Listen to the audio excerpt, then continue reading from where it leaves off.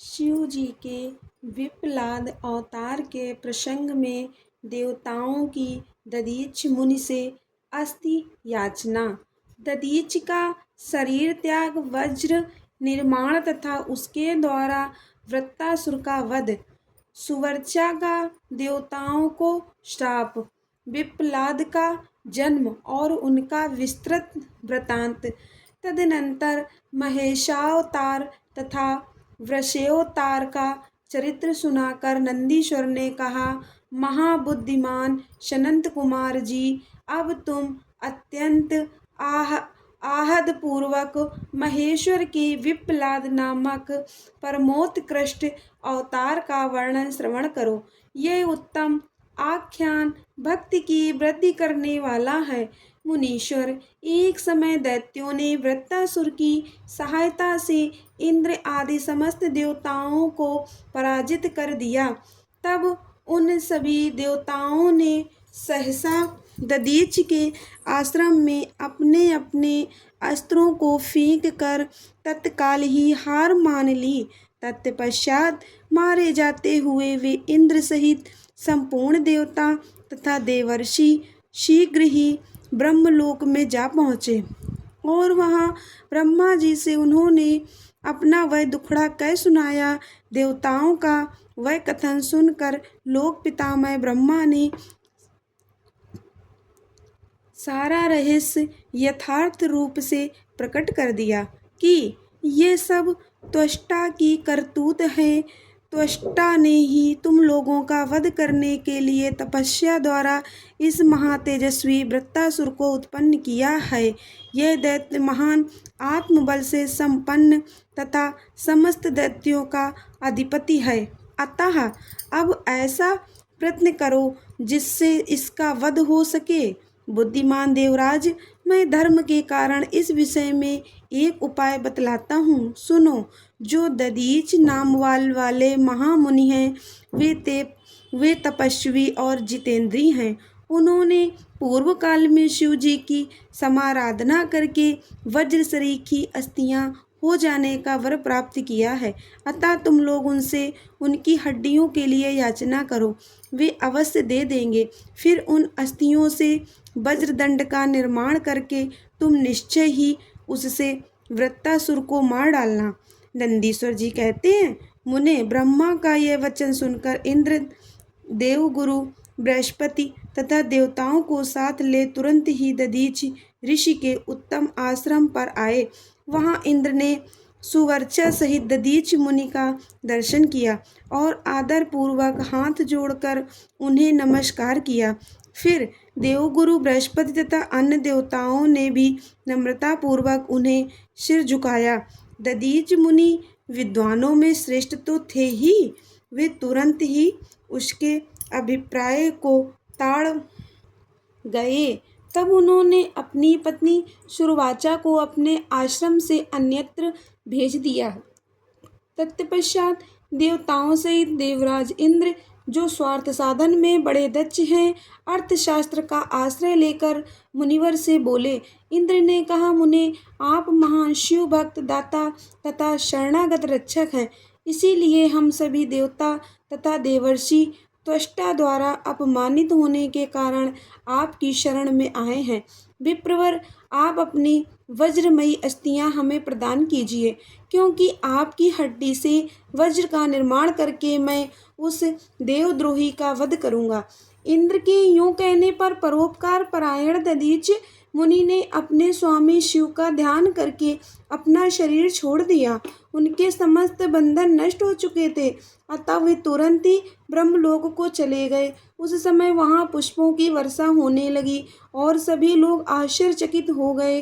तदनंतर इंद्र ने शीघ्र ही सुरभि गौ को बुलाकर उस शरीर को चटवाया और उन हड्डियों से अस्त्र निर्माण करने के लिए विश्वकर्मा को आदेश दिया। तब इंद्र की आज्ञा पाकर विश्वकर्मा ने शिव जी के तेज से सुदृढ़ हुई मुनि की वज्रमयी हड्डियों से संपूर्ण अस्त्रों की कल्पना की। उनके रीढ़ की हड्डी से वज्र और ब्रह्माशिर नामक बाण बनाया गया था।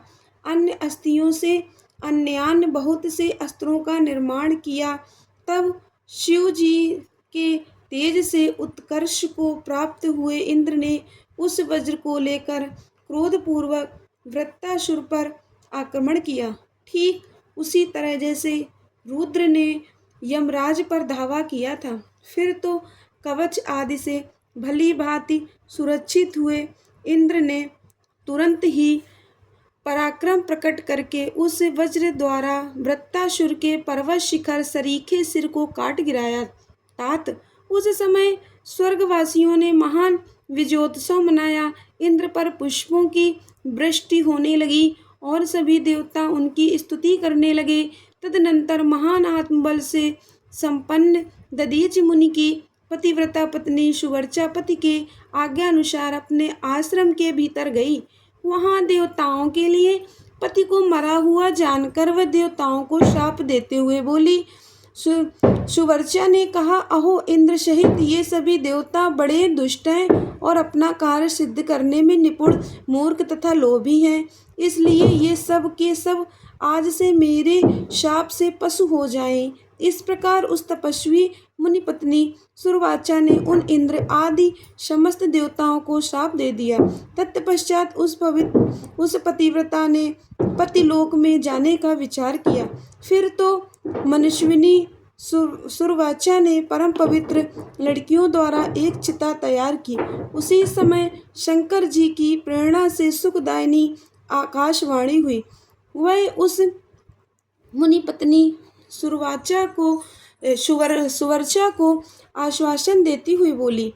आकाशवाणी ने कहा, प्राज्ञ ऐसा साहस मत करो, मेरी उत्तम बात सुनो। देवी, तुम्हारे उदर में मुनि का तेज वर्तमान है, तुम उसे यत्न पूर्वक उत्पन्न करो। पीछे तुम्हारी जैसी इच्छा हो वैसा करना, क्योंकि शास्त्र का ऐसा आदेश है कि गर्भवती को अपना शरीर नहीं जलाना चाहिए, अर्थात सती नहीं होना चाहिए। नंदीश्वर जी कहते हैं, मुनीश्वर यूं कहकर वह आकाशवाणी उपराम हो गई। उसे सुनकर वह मुनि पत्नी क्षण भर के लिए विस्मय में पड़ गई। परंतु उस सती साध्वी सुवर्चा को तो पतिलोक की प्राप्ति ही अभीष्ट थी, अतः उसने बैठकर पत्थर से अपने उदर को विदीर्ण कर डाला। तब उसके पेट से मुनिवर दधीच का वह गर्भ बाहर निकल आया। उसका शरीर परम दिव्य और प्रकाशमान था तथा वह अपनी प्रभा से दसों दिशाओं को उद्भासित कर रहा था। तात दधीच के उत्तम तेज से प्रादुर्भूत हुआ वह गर्भ अपनी लीला करने में समर्थ साक्षात रुद्र का अवतार था। मुनिप्रिया सुवर्चा ने दिव्य रूपधारी अपने उस पुत्र को देखकर मन ही मन समझ लिया कि यह रुद्र का अवतार है। फिर तो वह महासाध्वी परमानंद मग्न हो गई और शीघ्र ही उसे नमस्कार करके उसकी स्तुति करने लगी। मुनीश्वर, उसने उस स्वरूप को अपने हृदय में धारण कर लिया। तदनंतर पतिलोक की कामना वाली विमलेच्छड़ा माता सुवर्चा मुस्कुराकर अपने उस पुत्र से परम स्नेह पूर्वक बोली। सुवर्चा ने कहा, तात परमेशान, तुम इस अश्वत्थ वृक्ष के निकट चिरकाल तक स्थित रहो। महाभाग, तुम समस्त प्राणियों के लिए सुखदाता हो और अब मुझे प्रेम पूर्वक पतिलोक में जाने के लिए आज्ञा दो। वहाँ पति के साथ रहती हुई मैं रुद्र रूपधारी तुम्हारा ध्यान करती रहूंगी। नंदीश्वर जी कहते हैं, मुने, साध्वी सुवर्चा ने अपने पुत्र से यूं कहकर परम समाधि द्वारा पति का ही अनुगमन किया। मुनिवर, इस प्रकार दधीचि पत्नी सुवर्चा शिवलोक में पहुंचकर अपने पति से जा मिली और आनंद पूर्वक शंकर जी की सेवा करने लगी। तात इतने में ही हर्ष में भरे हुए इंद्र सहित समस्त देवता मुनियों के साथ आमंत्रित हुई की तरह शीघ्रता से वहां आ पहुँचे। तब प्रसन्न बुद्धि वाले ब्रह्मा ने उस बालक का नाम पिप्पलाद रखा। फिर सभी देवता महोत्सव मनाकर अपने अपने धाम को चले गए। तदनंतर महान ऐश्वर्यशाली रुद्रावतार पिप्पलाद उसी अश्वत्थ के नीचे लोकों की हित कामना से चिरकालिक तप में प्रवृत्त हुए।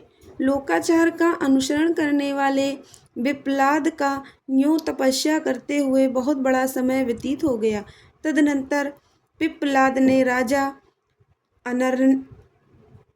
अनर्ण्य की कन्या पद्या से विवाह करके तरुण हो उसके साथ विलास किया। उन मुनि के 10 पुत्र उत्पन्न हुए, जो सब के सब पिता के ही समान महात्मा और उग्र तपस्वी थे। वे अपनी माता पद्या के सुख की वृद्धि करने वाले हुए। इस प्रकार महाप्रभु शंकर की लीलावतार मुनिवर पिप्पलाद ने महान ऐश्वर्यशाली तथा नाना प्रकार की लीलाएं की। उन कृपालु ने जगत में शनैश्चर की पीड़ा को, जिसका निवारण करना सबकी शक्ति के बाहर था, देखकर लोगों को प्रसन्नता पूर्वक ये वरदान दिया कि जन्म से लेकर 16 वर्ष तक की आयु वाले मनुष्यों को तथा शिव भक्तों को शनि की पीड़ा नहीं हो सकती। यह मेरा वचन सर्वथा सत्य है। यहीं कहीं शनि मेरे वचन का अनादर करके उन मनुष्यों को पीड़ा पहुंचाएगा तो वह निसंदेह भस्म हो जाएगा। तात इसीलिए उस भय से भीत हुआ गृह श्रेष्ठ शनैश्चर विकृत होने पर भी वैसे मनुष्यों को कभी पीड़ा नहीं पहुंचाता। मुनिवर, इस प्रकार मैंने लीला से मनुष्य रूप धारण करने वाले पिप्पलाद का उत्तम चरित्र तुम्हें सुना दिया। यह संपूर्ण कामनाओं को पूर्ण करने वाला है। गाधि, कौशिक और महामुनि पिप्पलाद ये तीनों स्मरण किए जाने पर शनैश्चर जनित पीड़ा का नाश कर देते हैं। वे मुनिवर दधीच, जो परम ज्ञानी सत्य पुरुषों के प्रिय तथा महान शिव भक्त थे, धन्य हैं, जिनके यहाँ स्वयं आत्मज्ञानी महेश्वर पिप्पलाद आख्यान निर्दोष स्वर्गप्रद कुग्रह जनित दोषों का संहारक, संपूर्ण मनोरथों का पूरक और शिव भक्ति विशेष वृद्धि करने वाला है।